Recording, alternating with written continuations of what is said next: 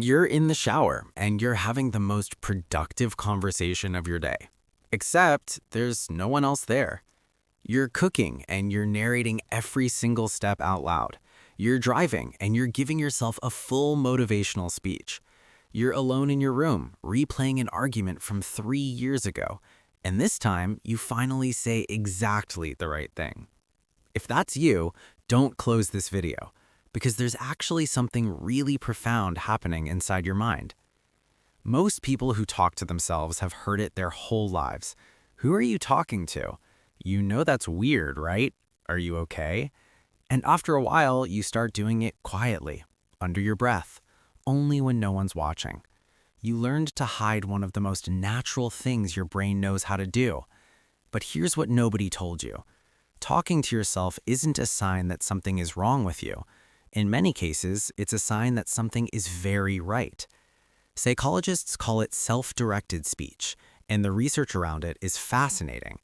When you talk to yourself out loud, your brain actually slows down and organizes information differently than when you just think silently. It's like the difference between having 1,000 browser tabs open and actually reading one of them. Speaking your thoughts out loud forces your mind to be linear. It makes the chaos manageable. But here's the deeper layer, and this is the part most people don't realize. A lot of people who talk to themselves grew up in environments where they weren't truly heard. Maybe your home was loud and chaotic, and nobody had time to sit and really listen to you. Maybe you were taught to be quiet, to not take up space, to figure things out on your own. So your mind found a way. You became your own listener. You gave yourself the space that nobody else did. And that little kid who just needed someone to talk to, they never stopped. They just grew up and kept the conversation going internally. That's not weird. That's actually one of the most quietly beautiful forms of self-parenting there is. There's something else too. People who talk to themselves tend to be deep processors. They don't just experience life, they examine it. They feel things intensely and need a way to release what's building up inside. Talking out loud is how they decompress. It's how they work through fear before a big moment. It's how they comfort themselves when no one else is around. It's how they stay connected to themselves in a world that constantly pulls you away from your own mind. Some of the most emotionally intelligent people on the planet talk to themselves, not because they're lost, but because they're paying attention.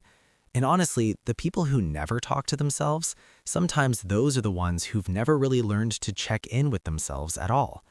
So the next time you catch yourself mid-conversation with no audience, don't silence it.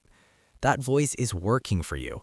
It's organizing your world, processing your emotions, and keeping you company in a way that is completely, deeply human. You're not talking to yourself because you're strange. You're talking to yourself because somewhere along the way, you learned that you were worth listening to. And that's something most people spend their whole lives trying to figure out. If this hit home for you, share it with someone who needs to hear it. And if you want more content like this, you already know what to do. I'll see you in the next one.